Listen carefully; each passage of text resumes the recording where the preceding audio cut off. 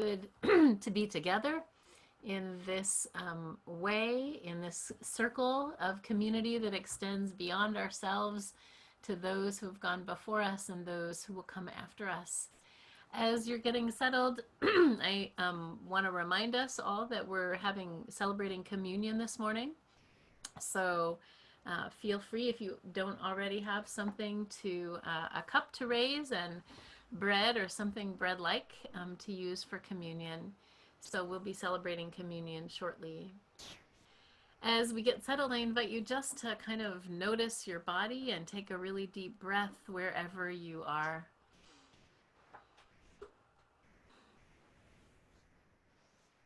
As you do, I invite you to notice the land on which you sit or stand or lie right now, to bring to your own awareness the ancestral peoples that have stewarded that land and the labor of all those who have gone before us.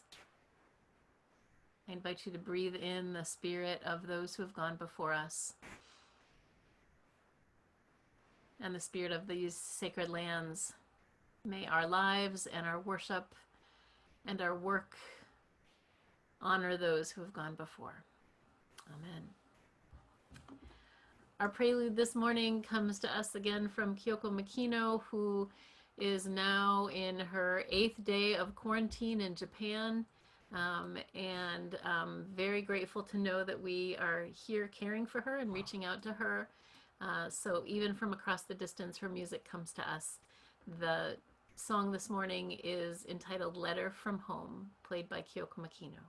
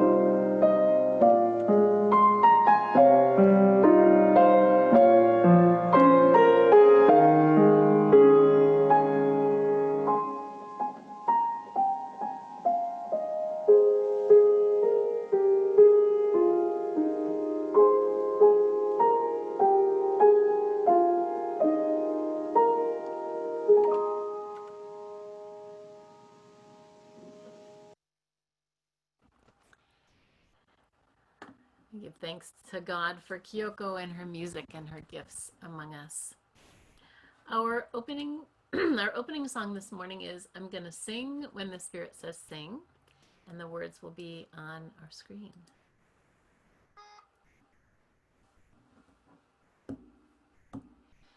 I'm gonna sing when the Spirit says sing. I'm gonna sing when the Spirit says sing. I'm gonna sing when the Spirit says sing, and obey the Spirit of the Lord. I'm gonna pray when the Spirit says pray. I'm gonna pray when the Spirit says pray. I'm gonna pray when the Spirit says pray, and obey the Spirit of the Lord. I'm gonna shout when the Spirit says shout. I'm gonna shout when the Spirit says shout. I'm gonna shout when the Spirit says shout, and obey the Spirit of the Lord. I'm gonna sing when the Spirit says sing. I'm gonna sing when the Spirit says sing. I'm gonna sing when the Spirit says sing, and obey the Spirit of the Lord. Amen. I will say that sometimes I see some of you singing and sometimes I don't. So I encourage you from here on out to sing, because we might not be able to hear you, but I can see if your lips are moving. So I encourage you to sing wherever you are and to shout from wherever you are. I didn't introduce myself, but I'm Linda Noonan, pronouns she and her. I'm senior pastor here at the church. At this time, I invite Maya Rector and Leslie Hamilton to lead us in the opening sentences. Good morning, everyone. So yes, my name is Leslie Hamilton. My pronouns are she and her. And hi, I'm Maya. So I also wanted to give you a heads up that during the opening sentences, there is a space for silent meditation. And at that point, I would invite you to just close your eyes and take a moment and some deep breaths in that stillness. Our great day star floods the earth with fire in this season of summer. The heart of the sun prays at 40 million degrees. This late June day is heated by the intense fire of the sun and cooled by the waters of the skies. Grant me a heart of such fierce fire as I begin this day, which has never been seen before. May we be aflame with love for you, our beloved, and for our world, like the sun which praises you with fire and light. We unite ourselves with all those around the world who make time to worship you, and we lift up our hearts. Wrap me in the silence of your spirit and lead me into quiet prayer. I invite you into silent meditation and prayer.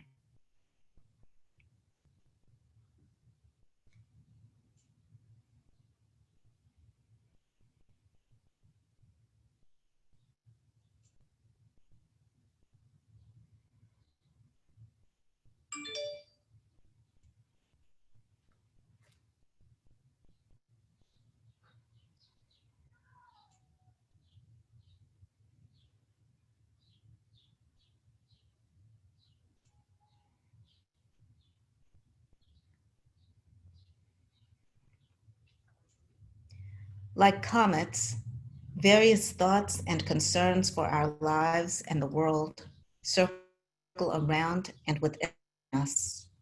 Receive these, O God. Receive our gratitude, our doubt, our emptiness, all we have, and all we are. May my day be alive with love and compassion for all, as it is fueled by this prayer and my communion with you. Amen. Amen.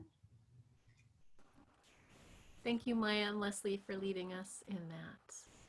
At this time, I'd like to turn the mic over to our coordinator for children and youth, Ovid Amorson.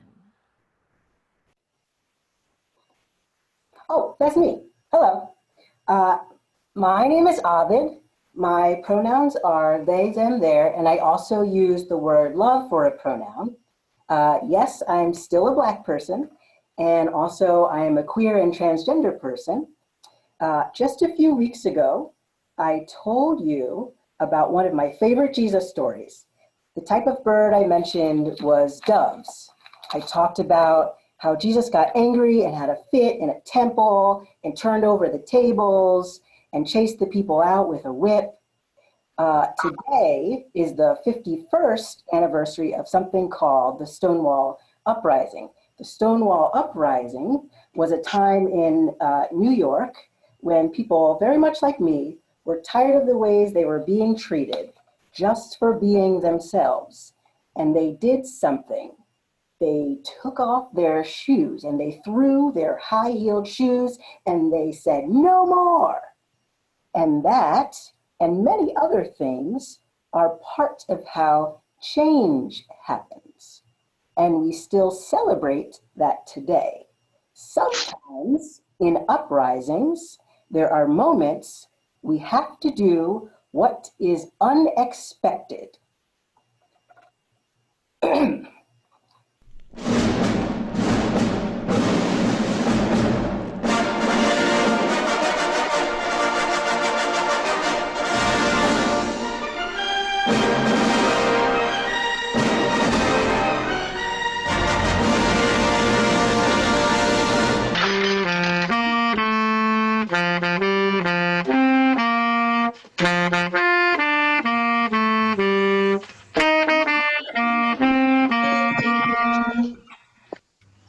Linda, I can see look at your screen.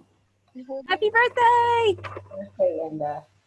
Happy birthday. Happy birthday. Happy birthday! Happy birthday, Linda. Happy birthday.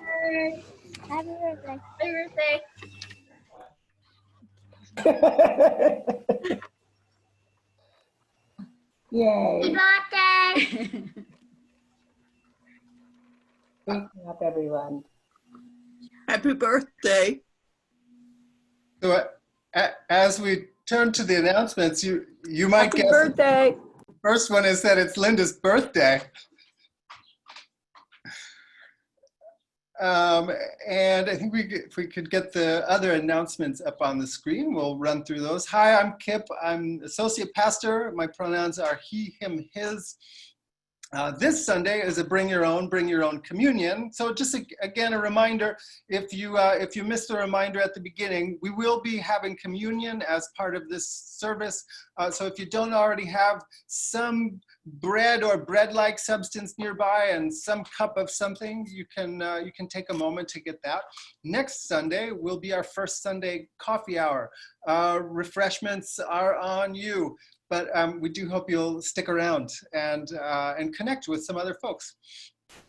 We've got a protest pool going. If you're interested in attending any of the public actions in our area and would like to be connected to others who are doing so, you can let Linda know and she will make sure to get you added to the communications list. We've got a sci-fi book club forming Tuesday, July 21st, so you've got plenty of time to do your homework before then. That would be the first meeting, Tuesday, the 21st at 6:30. And the first book will be Octavia Butler's Parable of the Sower. We have had several folks go down recently to help distribute food in North Philly. If you're interested in helping with that, Tuesdays between 11 a.m. and 1 p.m. with our power partner, Evangel Chapel. Again, you can let Linda know. She'll make sure to get you connected. Our Honoring Grief group, which is a writing-based support group, will meet next Thursday, or this coming Thursday, rather, July 2nd at 7 p.m. And there will be emails coming out with Zoom connection information for this. The Amen and Amen support group for people of color will be meeting Tuesday of next week. That's July 7th at 7:30 p.m. If you are not already on our church email list and would like to be, you can email Linda or me or our church administrator, whose email is right there. We've got a friends and members Facebook group, which is a place to share ideas, needs, and resources. You can opt into that at the link there, or just find you should be able to search in Facebook for that as well, Chestnut Hill United Church friends and members. If you have prayer requests that you would like to get to pastors confidentially, we've got an email set up for that, prayers@chestnuthillunited.org. You can send prayer requests there, and Linda and I will get those, and we will be holding you in prayer. We pass those on to all the pastoral staff. Our Rainbow Connection, which is the LGBTQ+ small group, is starting a monthly email newsletter to share upcoming meeting details and the queer books, TV, and music we are enjoying. If you'd like to receive it, you can email Terry, whose email address is listed there, and let her know. And Tuesday night at 7 p.m., this Tuesday evening at 7, you can hear Margaret lead the faith reflection and learn more about the work of defunding the police and refunding the people at the Power Leadership Assembly. Details for that will be sent around in a church email as well. That is all the announcements that I am aware of. Ellen has raised her hand. So we also have the support group for the children of aging parents, which is Wednesday, July 1st at 7 o'clock. And anybody who is welcome to join this if you are a person and your parents are getting older and you might have some concerns about that. My father is here in church with us, probably waiting for me to say something smart alecky, but I will refrain. I also want to take a moment, I think I put this in the email with connection info, but since we have been for weeks and weeks reminding everyone of our pledge campaign, because our new budget year starts this week as of Wednesday. So we've really just wrapped up our pledge campaign. And I think it is worth noticing and naming and really celebrating the fact that in a year that has seen us out of the sanctuary for months, in a year when we're still living in the middle of a pandemic with no real end in sight, and all of the anxieties that brings for everyone, in a year when there's all kinds of stuff going on, you all increased our overall pledging this year by, I think, about 5%. That is remarkable to me. So thank you all for your faithfulness and for your generosity. And I offer that actually on behalf of our stewardship group and our finance committee. Thank you all. So our first reading this morning is a poem by Rose McClarney. If you've ever spent time on public transit, it will feel familiar to you. This is a poem about small moments that nonetheless can feel really large and gracious. The poem is called Full Capacity. It's called a kneeling bus because it lowers for those who need it. And we bend our knees to allow others to pass. Here, we're humble. The woman holding her briefcase the whole time so it won't slip onto my side. The man mouthing every word he reads, but careful not to make a sound. Each person trying to fit some task into the bounds of their small seat and hour, all diligence, drawn elbows, and dropped eyes. There is not enough room to unfold the newspaper's dark headline, habitat destruction, but somehow hope fits. The others, too, headed home, must look out the window when we pass a building with a balloon tied to the mailbox. Imagine that was your welcome. You are wanted in this place. How often can humans feel less than harmful to where we are? Balloons just outline the space occupied by the air we would have expelled anyway, but they fill a room with the promise of cake, sugar paste connecting one layer to more of itself. Bus riders stack on board, scanning for seats. There are open spaces, if only in our searching eyes. That poem, I got an email this week. There's a poem a day, Monday through Friday, from curated by the poet Tracy K. Smith, and it's in an email called The Slowdown. If you like those, you can sign up for that. The assigned Bible reading this morning is a story that may sound familiar and probably quite troubling. This is a story of Abraham. I believe the second in a row we've heard, as Linda gave us an Abraham story last week as well. This is from Genesis 22. After these things, God tested Abraham. God said, "Abraham," and he said, "Here I am." God said, "Take your son, your only son Isaac, whom you love," and notice how God here is really piling this stuff on. "Take your son, your only son Isaac," of course, which already erases the son that got cast out in last week's reading. "Take your son, your only son Isaac, whom you love, and go to the land of Moriah and offer him there as a burnt offering on one of the mountains that I shall show you." So Abraham rose early in the morning, saddled his donkey, and took 2 of his young men with him and his son Isaac. He cut the wood for the burnt offering and set out and went to the place in the distance that God had shown him. On the 3rd day, Abraham looked up and saw the place far away. And then Abraham said to the young men, "Stay here with the donkey. The boy and I will go over there. We will worship, and then we will come back to you." Abraham took the wood of the burnt offering and laid it on his son Isaac, and he carried the fire and the knife. So the 2 of them walked on together. And Isaac said to his father, Abraham, "Father!" And Abraham said, "Here I am, my son." And he said, "The fire and the wood are here, but where is the lamb for the burnt offering?"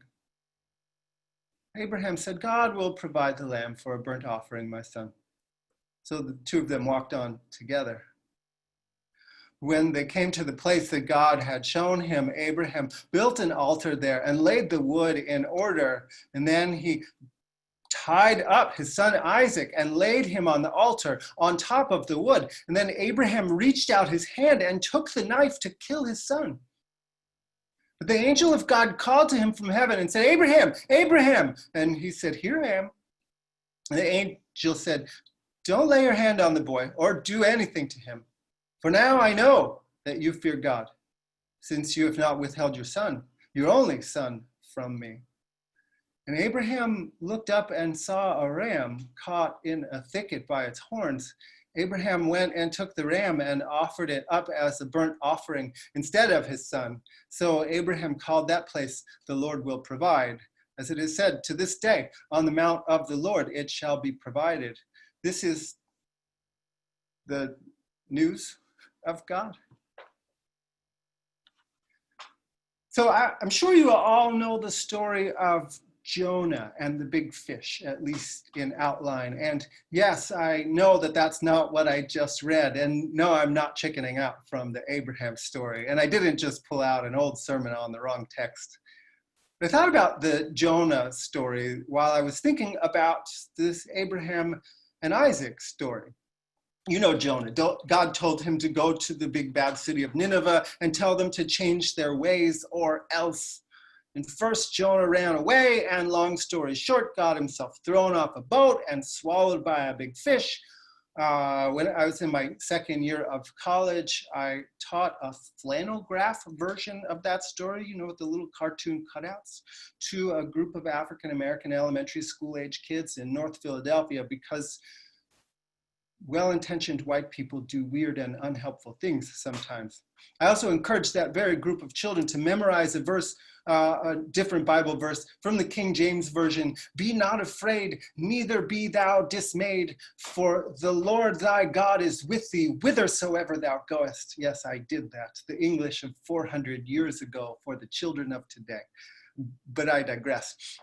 The point here in the Jonah story is after the fish pukes up Jonah on the shore, Jonah goes to Nineveh and walks up and down the main street hollering about how in 40 days God is going to wipe the city out. And so, as the mythic tale goes, the entire city, including even the livestock, went on a fast and changed their violent and exploitive ways and took on a new way of being and saved themselves from destruction.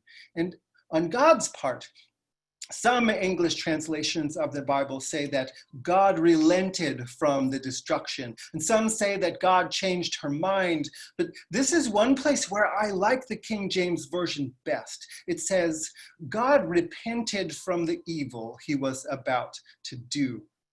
And I found myself asking this week, did God ever repent of this? Of nearly causing Abraham to murder his own child? Was there ever a moment when God looked on that incident and said, wow, what is wrong with me? I have got to do better. And what about Abraham? Linda preached last week on the story of Hagar and Ishmael. So we've already had one less than flattering depiction of Abraham's refusal to value and protect his own children. It's not like he was incapable of backbone. Before either of these Father of the Year stories, Abraham proved in the story of Sodom and Gomorrah that he could push back. And side note, just in case we need the reminder, that story is 0% about sexuality and 100% about brutality, exploitation, and inhospitality. But the setup of the story is that upon learning that God intended to destroy the cities, Abraham jumped into negotiating mode. Will you spare them if you find 50 righteous people there? How about 40? What about for 30 people? And whittled God down to 10, a strong bargainer. He could push back and issue a challenge, even to God. So what gives here about his own children? It's a mythic story. And so it's meant to make some sort of point. It's a tale with a moral. Jewish interpretation has most often seen in it the highest demonstration of trust in God. Abraham demonstrates faithfulness that holds nothing back. Much Christian interpretation in the New Testament and beyond tends to see this as some sort of foreshadowing of the death of Jesus, God holding nothing back. But even the ancient sages acknowledged that the story is horrifying, and they did that by coming up with justifications. The Talmud argues that God never actually said to carry out the sacrifice, and that Abraham knew God had no intention of letting him kill Isaac. And some argue that it was actually Abraham testing God. Though the story doesn't name Isaac's age, some of the sages of the Talmud argue that context puts him at 37. And from that, they say that he embraced the role of potential martyr and even threw himself on top of the wood. Even so, interpretations that have Isaac in on the gambit and that have both Abraham and God starting out with no intention of letting a human sacrifice actually happen, even so, those interpretations still tend to come around to the point that God set the whole thing up so that all of humanity would know Abraham as the epitome of faithfulness, and that faithfulness means unquestioning obedience. Sometimes the value of the Bible is that it holds up a mirror so that we can see what we don't want to be. One of the questions that this story raises, for me at least, what is your image of God? A lot of us have absorbed a picture of God draped in billowing robes, old enough to have a long white beard flowing down from his white-skinned face, but not so old as to be feeble. This God is all-powerful, maybe capable of intense love, but also easily angered, like an abusive partner. This default image of God is why we are so conscious here of playing with language and pronouns and imagery for God, because this God of the story and the default image of God that so many people carry embedded in them is a rule-loving authoritarian who thunders and quakes in the service of toxic masculinity. The theologian Dorothy Sölle wrestled deeply with this Abraham and Isaac story and its depiction of faithfulness as unquestioning obedience. Sölle was born in Cologne, Germany in 1929, so she spent her childhood living under the Third Reich. She saw firsthand the consequences of unquestioning obedience.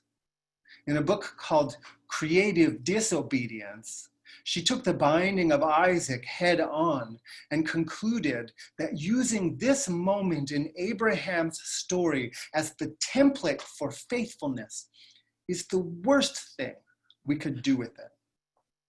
As far as she is concerned, Abraham got it exactly wrong. The highest faithfulness would have been to question, resist, and refuse. Ideals that require the sacrifice of others are a perversion of the highest good. This is all the more true when those others being sacrificed are more vulnerable than those offering the sacrifices. This week, I watched video clips from a city council hearing in Palm Beach, Florida, about a new mandate requiring people to wear masks in public as COVID cases surge. Did that ever end up feeling like a mistake? Person after person stood up to rail against the mandate. Quite a few of them made strange appeals to God. Their God is apparently a divine enforcer who will smite the city council for breaking the divine law that clearly saith some portions of the body shall be covered with cloth or other materials so as to spare the human eye the offense of seeing flesh. But never ever shall human cheeks, mouth, or nose come into contact with cloth that tieth around the ears or bindeth behind the head. Those who suggest such covering shall be cut off forevermore from their people and their land, and shall be cast into the outer darkness where there will be weeping and gnashing of teeth. I had a little fun with that. But their God loves facial freedom so much that he is willing to sacrifice people in its service. But who is being sacrificed? And those who push in the name of God to open everything up again, even knowing that people will die, who is being sacrificed? Sometimes the appeal to this fractious and ravenous God is less direct, but just as clear. This week, the Albertsons Groceries Company became publicly traded. I had an initial offering. They own Acme around here and a number of other chains in this country. Following the dictates of sacrifice, the CEO placed company employees on the altar as a burnt offering. He made, I'll say, $29 million last year. Last week, he took away the $4 an hour extra that employees had been earning for showing up to work during the pandemic. No more bonus pay. That still left them underpaid in relation to the service they provide. He took that away. And then he also detailed how he's going to tighten up the stores so they employ fewer people so that the company can send $228 million a year in quarterly dividends to shareholders who do not spend their workdays inside enclosed environments that put their health at risk. Who is the fodder for this hungry God? Who is being sacrificed? Dorothy Sola saw it right. The God of this story, at least in its predominant interpretations, is the God of patriarchy, the God of empire, the God of white supremacy, the God of exploitation, the God of deathliness, the God of destruction. We need alternative visions of God. God as wellspring, God as undergrowth, God as awakening, God as protest movement, God as connective tissue, not a God on high who demands sacrifice, or at least the motions of sacrifice to appease the divine ego, but a God arising among and within, who maybe does want sacrifice, but not a sacrifice of the vulnerable, by the powerful, maybe one that works in the other direction. Rose McLarney's poem that I read at the start is one such alternative vision for me. It's quiet, it's unassuming, it's a small portrait of everyday life. Her poem about a packed bus, and it doesn't even mention God, but God is right there on that public transit ride. She's there in the bus that kneels for those who need it. He rises in the knees, pulled in deference to others. They are manifest in the way that those who have taken too much space become aware and then make room for those who have been denied enough space. In the way the reader's lips move, but he is careful not to overtake the shared space with his voice. Let these be metaphors for us, O ye bearers of privilege. The updated version of the poem, I'm sure, would include faces masked because their mask protects you. These are the images and visions of God that we need in these times. The God made known in the common good, the God concerned for those who are most vulnerable, the God rising in us as we share bread and cup around a real or a virtual table, the God we name congregationally in our baptism and our membership liturgies when we remind each other of that deepest way of knowing and being known, that you belong to us, we belong to you, and along to the entire universe, we all belong to God. This is God's good news. Amen.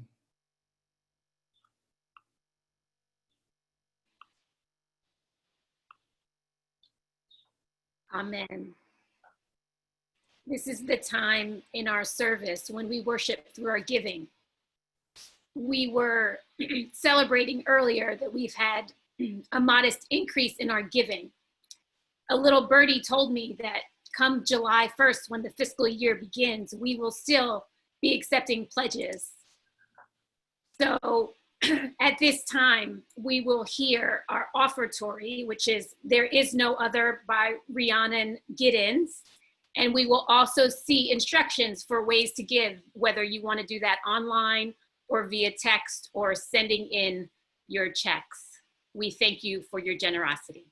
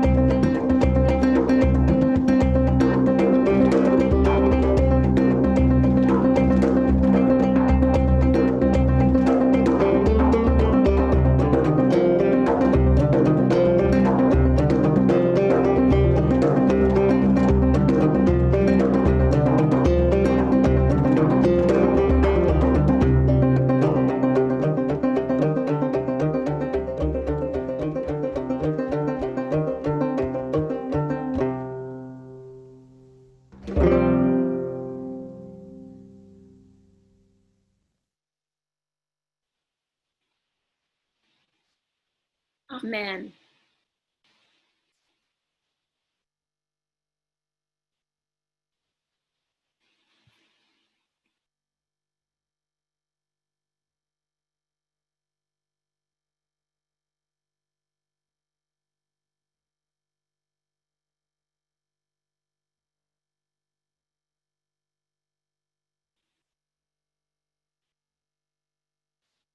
Now, It brings us to Linda leading us in our closing song. I'm sorry about that. Our closing song is Let Us Break Bread Together. We have a recording again from Kyoko.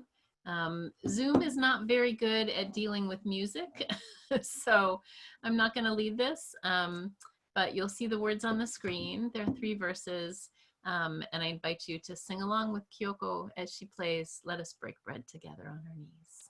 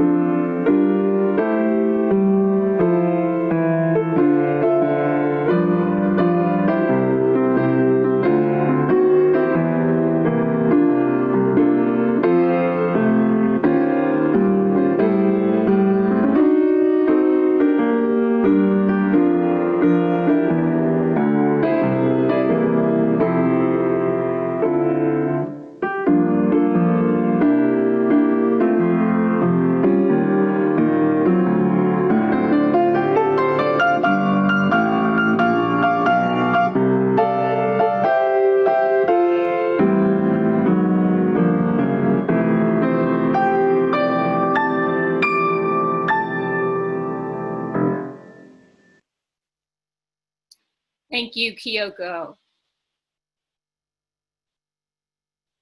As you go from this service to question, resist, and refuse, may you hear God respond, "Here I am. I will provide. You are wanted." Amen.